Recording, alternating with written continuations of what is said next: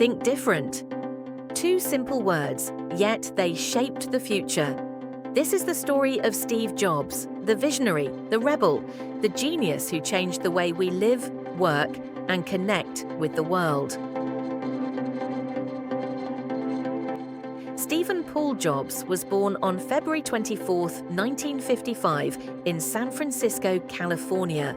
He was adopted by Paul and Clara Jobs and raised in Silicon Valley. As a child, Steve was curious, smart, and a little rebellious. He loved electronics and spent hours with his dad fixing gadgets in the family garage.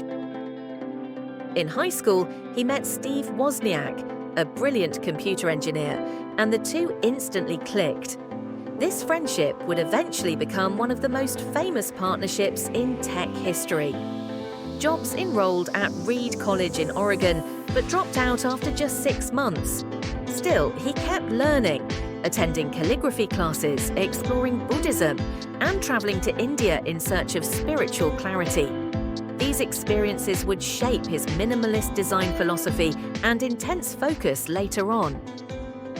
In 1976, Jobs and Wozniak started Apple Computer in Jobs' parents' garage.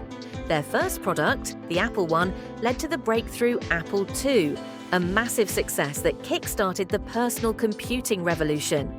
Steve was just 21. Jobs had vision. He wasn't a programmer or engineer, but he knew how to connect people, spot great ideas, and turn them into beautifully designed products that people didn't even know they needed. In 1984, Jobs unveiled the Macintosh, an ambitious graphical user interface computer. But his strong personality and perfectionism clashed with Apple's board, and in 1985, Steve Jobs was forced out of the company he founded. But Jobs didn't give up. He started a new computer company, Next, and bought a small animation studio, Pixar. Pixar created Toy Story, the world's first fully computer-animated movie. It was a massive hit. In 1991, Steve married Laureen Powell. Together, they had 3 children, Reed, Erin, and Eve. Jobs also had a daughter, Lisa Brennan Jobs, from a previous relationship. Despite being intensely private, Steve spoke often about how much his family meant to him, especially later in life. Meanwhile, Apple was struggling. In 1997, they brought Jobs back, and everything changed. Jobs became CEO and led Apple into a golden era, launching the iMac, iPod, iPhone, and iPad. He revolutionized music, phones, computing, and design all over again. So what made Steve Jobs successful? 1.